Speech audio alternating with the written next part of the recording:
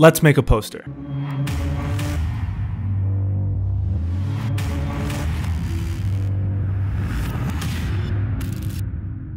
In today's video, I'm going to be making a movie poster for the upcoming release of Indiana Jones and the Dial of Destiny. I used some cool techniques this time around, especially generative fill to extend some of the chopped off pieces of character posters, and it worked so well. It just, oh, beautiful. It was perfect. So let's open up Photoshop and I'll show you how I got started. So once I had my canvas here, I immediately just made it kind of, I was going for what the actual official posters looked like, where it was kind of this old map, parchment paper kind of look. So I started with just an off-white background color and I placed the logo. Once I had all the character pieces pulled out, I started with trying to extend some of the body of the Indiana Jones photo. I had two of them that were the same shot, but they were just a little bit different. And I wanted to make sure that I had enough real estate to work with. And I first wanted to see if generative fill could give me Indiana Jones holding his whip. That's how he is in the official poster, but I couldn't find a single picture that had that pose that was high resolution. So I tried to make it myself using generative fill, and it didn't work at all. Ugh. It gives a horse. You can, yeah, no, it didn't work. Peter. The horse is here. It didn't work. I ditched that idea. So what I ended up doing was putting this photo on top of the other photo that was horizontal, and it gave me enough real estate to work with that I was happy to cut him out and put him on the poster. Then I moved on to Phoebe Waller-Bridge. I ended up replacing this photo. I found a better one later on, but for right now, you can kind of see my technique. I sometimes will do the pen tool if I feel like the photo has too much going on in the background, but the select subject tool has gotten to a point where I think it works pretty well most of the time, especially with hair. Using the pen tool on hair is basically an impossible task. So selecting the subject tool I found does a good enough job, especially if the background's out of focus or a solid color. I usually always put on Smart Radius, Smooth, Contrast, and then I shift the edge in to -25%, and I always output to a new layer by checking Decontaminate Colors and set it to 100%. I pretty much followed that exact same routine for all of the character posters. It's basic stuff. You've seen this a million times. Shut up! Oh my God, I don't care!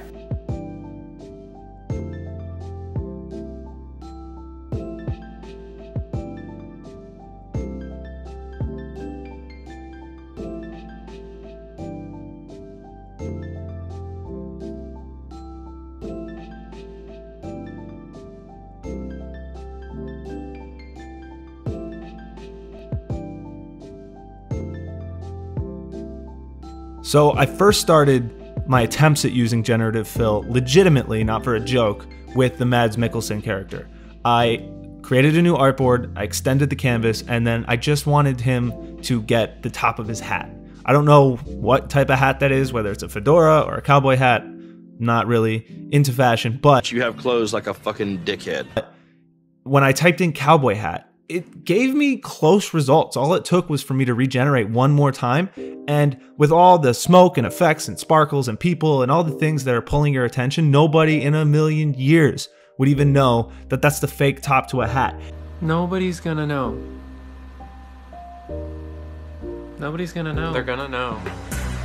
And it kept the background white for the generative parts, so it was so easy to chop that. It blew my mind, and later on you'll see for one of the characters, I extend her hair, and holy shit, it was flawless. It's by far the best use of this tool that I've seen so far and that I've been able to use in the type of work I do.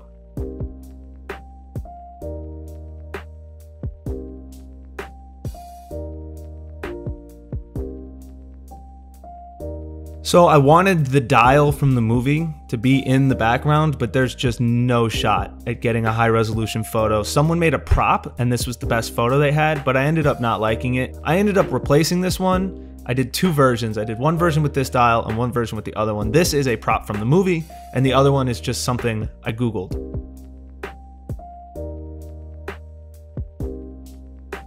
So as I was saying earlier, I really wanted to kind of match the official movie poster and have Indy holding his whip, but I couldn't find anything. And this photo from iStock, it was close, but it just didn't have the perspective or the skin tone. It had nothing that I was looking for, but I really did try. I especially, once I got it cut out, I tried to use generative fill on it to make it match his brown leather jacket, and it just looked like shit. Disappointed! And especially with the layout that I had kind of felt in my head, putting his arm there, it just naturally, by the way the elbow sits and the direction that this guy was holding it, it just would have taken up so much real estate that I made an attempt, but I had to ditch it.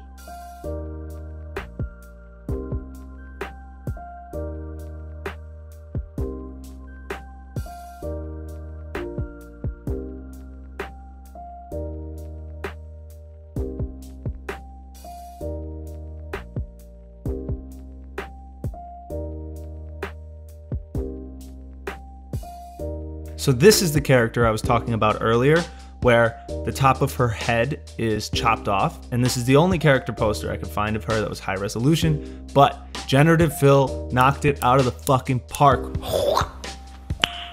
Nice. And I just put in the prompt, more hair, and I sat there with my fucking fingers crossed, hoping that something usable and not racist. Don't be racist. I am a building. And just something usable would come out, and it blew me away on the first shot. It's crazy. It kept the lighting that's on the right and left sides, and it extended it, which worked out perfectly for putting a light behind her in the poster. It followed that all the way around. It's seamless. It's perfect. It's one of the only times I've ever seen in my personal work generative fill actually be useful and not be a fucking joke.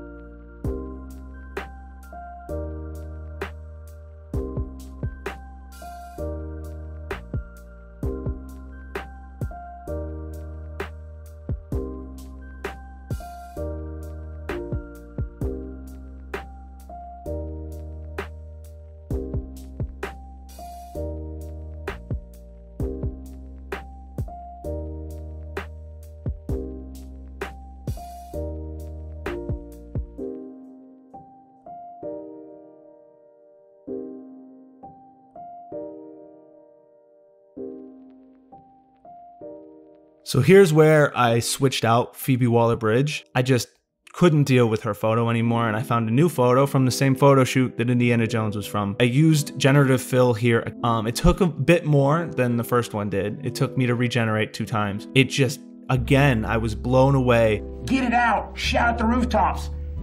This is great. This is the bee's knees. It's crazy that these little details, the computer can patch holes in your sinking ship so flawlessly. Nobody in their right mind would ever think that I fucked with this photo at all.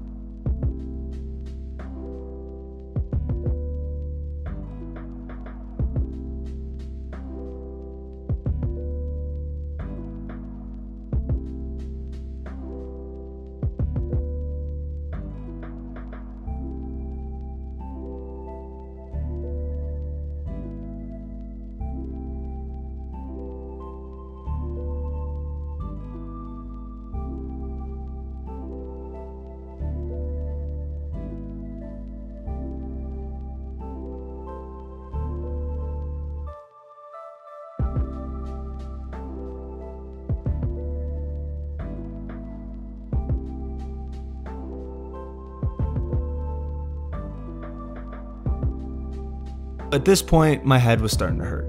I couldn't put my finger on why I didn't like this so much, but I just wasn't happy with it. I couldn't figure out why I was so unhappy with the way that this looked. But this one I felt didn't get where I fucking really wanted it to go. So I went to bed. I came back the next morning and I tried to fix it, which led me down the path of completely making a new poster that I'm really, really happy with. Approximately 10 hours later. Refreshing myself was a good move.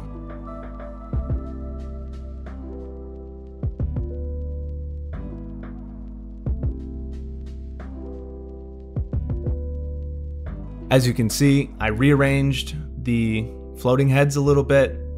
I put Mads Mikkelsen up top. I made Indigo to the original side. It's the same way he was in the actual photo. And I replaced the dial. I don't know what this is or what it reads. It doesn't matter.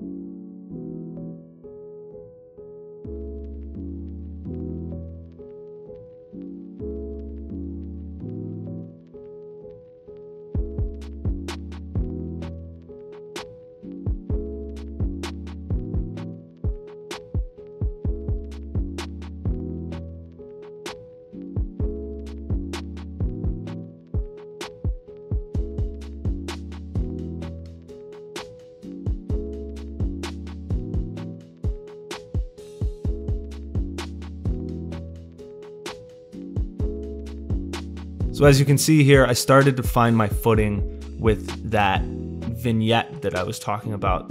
I didn't get it right the first time. And the second go around, especially adding some hierarchy and pulling Indy out of it and pulling Mads Mikkelsen out of it and adding the gradient map on top of the vignette instead of internally. This is definitely where I started to feel like, okay, this is the point where it finally started to click. I'd been doing this for a couple hours now, over the span of 2 days. And this is where it finally started to click, where I was like, oh, okay, now I know what I'm doing.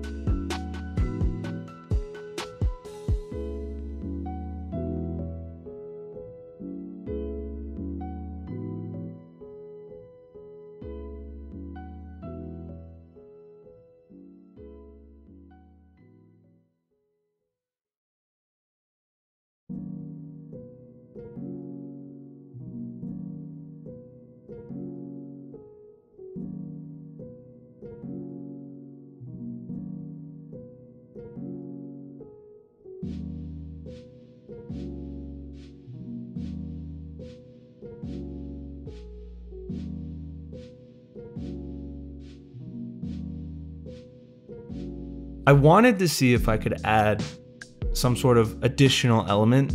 I was going for this kind of rings, this dial motif just with basic circles. This idea, I've seen it used before as very thin line work in circles around all the characters. I thought that was going to add something, but I ended up giving up on it. I think it was too busy with all the smoke and the characters. I think it was just too busy.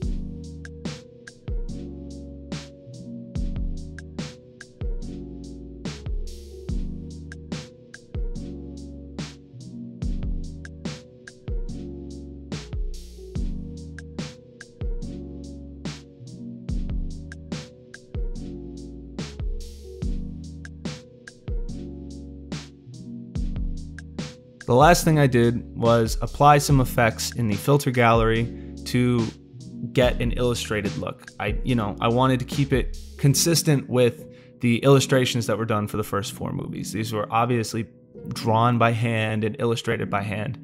And even though I don't have the skill set to do so, Photoshop has a lot of tools that you can layer on top of each other that makes it look like that.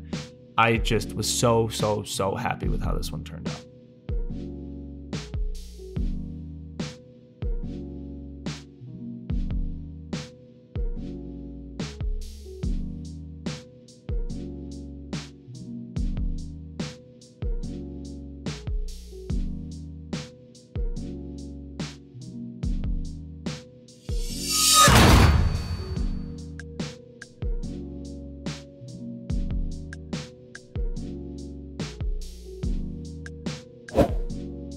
All right, and those are the 2 posters.